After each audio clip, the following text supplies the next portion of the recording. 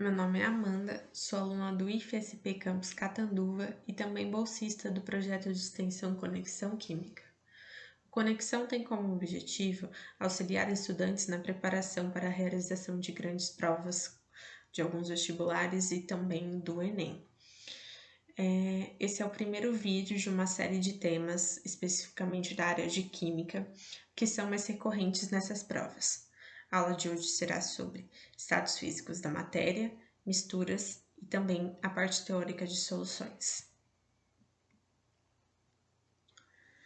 A química é uma ciência cujo objetivo de estudo principal é a matéria, suas transformações, sua composição e também estrutura. A matéria ela pode ser definida como sendo tudo aquilo que tem massa e ocupa lugar no espaço. Algumas provas abordam especificamente as mudanças de estado físico da matéria. Por quê? A matéria ela é constituída por pequenas partículas e o estado físico vai depender do maior ou menor número, o menor espaço existente entre essas partículas. Bom, os estados fundamentais ou físico da matéria são respectivamente o estado sólido, estado líquido e o estado gasoso. O estado sólido, as partículas estão próximas umas das outras, portanto a forma e o volume da matéria serão constantes. O estado líquido, as moléculas estão um pouco mais dispersas.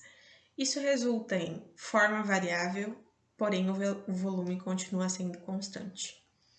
E por último, o estado gasoso, em que as moléculas estão circulando livremente pelo sistema e possui forma e volume variável.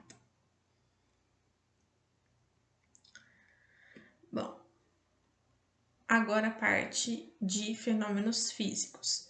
Os fenômenos, eles nada mais são que qualquer tipo de transformação que ocorre em um sistema, podendo ser químico ou físico. Os fenômenos químicos, eles alteram principalmente a natureza dos tipos de matéria. Já os físicos, eles não alteram a natureza, mas sim o estado de agregação das moléculas. Alguns exemplos de fenômenos físicos que ocorrem na matéria pode ser a fundição de ferro, a evaporação de álcool ou até mesmo rasgar um papel. Essa imagem aqui ela é bastante explicativa e pode auxiliar na compreensão dessa questão de mudança de estado físico e todos esses fenômenos. Começaremos então aqui pensando inicialmente que temos um cubo de gelo. Se esse cubo de gelo passar do estado sólido para o estado líquido, ou seja, derreter, o nome desse fenômeno físico é denominado de fusão. Agora, se essa água que está em estado líquido evaporar, ou seja, passar do estado líquido para o estado de vapor, para o estado gasoso, os nomes desses fenômenos, porque existem 3 especificamente, são meio intuitivos. Então, podem ser chamados de vaporização, evaporação ou até mesmo ebulição. Agora, se esse vapor de água voltar para o estado líquido, esse tipo de fenômeno pode ser chamado de 2 maneiras, liquefação ou condensação. Porém, existe um pequeno detalhe que pode fazer a diferença na questão teórica de algum exercício em uma prova. Se esse vapor passar para o estado líquido por condensação, isso significa que ele só passou porque houve um auxílio da diminuição de temperatura. Portanto, será condensação. Se for por liquefação, isso significa que essa mudança de estado ocorreu porque houve um aumento de pressão. Se o estado líquido voltar para o estado sólido, isso é chamado de solidificação. E se o estado sólido passar diretamente para o estado gasoso ou o gasoso diretamente para o sólido, isso é chamado de sublimação. Agora vamos fazer um exercício para tentar compreender melhor todos esses conceitos.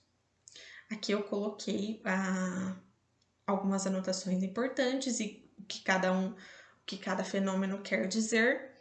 E agora o exercício. Esse é um exercício da VUNESP e ele nos diz o seguinte: o naftaleno, comercialmente conhecido como naftalina, empregado para evitar baratas em roupas, funde em temperaturas superiores a 80 graus Celsius.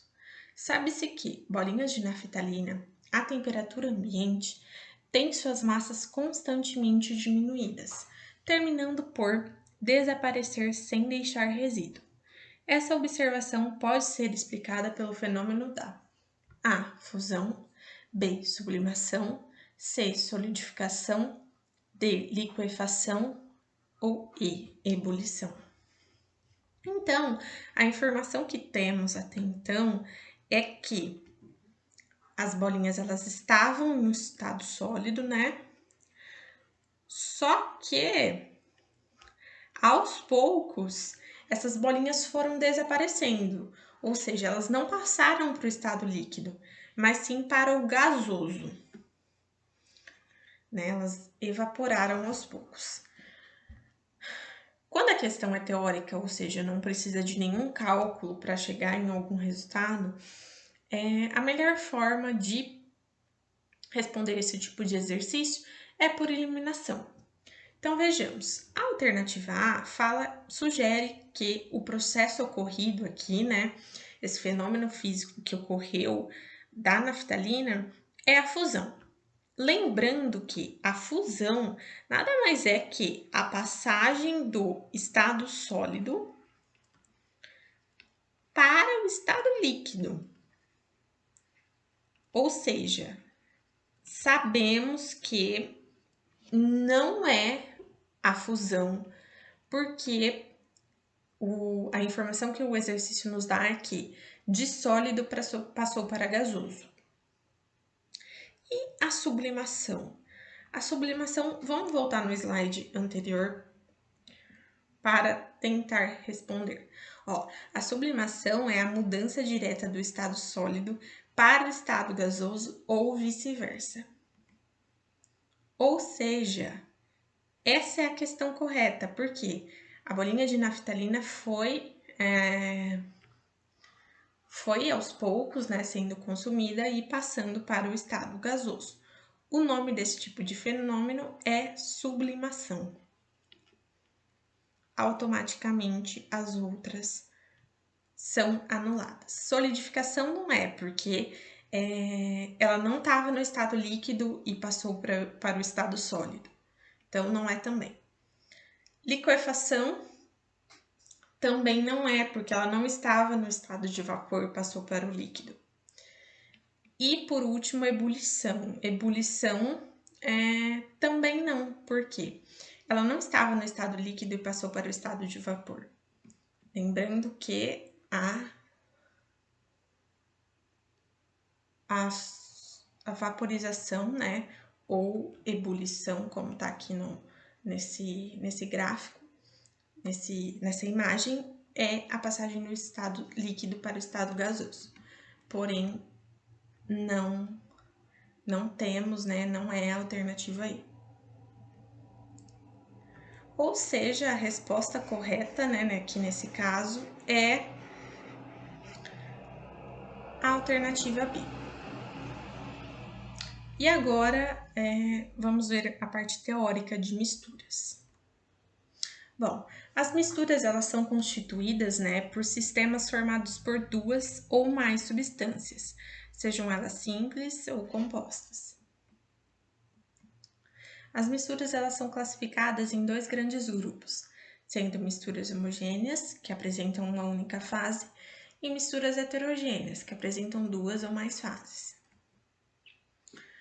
Aqui eu coloquei uma observação porque é importante frisar que as misturas e substâncias não são a mesma coisa, porque as substâncias elas são formadas por espécies químicas com propriedades constantes, E isso não ocorre nas misturas. Misturas possuem aí, né, propriedades variáveis. Aqui eu trouxe alguns exemplos de misturas. Então, como vocês podem ver aqui nessa imagem, nós temos aqui uma mistura homogênea. Então, água mais açúcar dissolvido. E a olho nu, ela apresenta uma única fase, né? Uma coisa homogênea, uma única coisa. Outro exemplo de mistura homogênea é a água mais o sal de cozinha, né? O NaCl, porque ele apresenta uma única fase. E um exemplo de mistura heterogênea, que no caso de óleo e água. A olho nu, ela é bem identificável a mistura heterogênea, porque ela fica separada, os dois realmente não se misturam. Ou seja, apresenta duas fases no caso da mistura de água e óleo.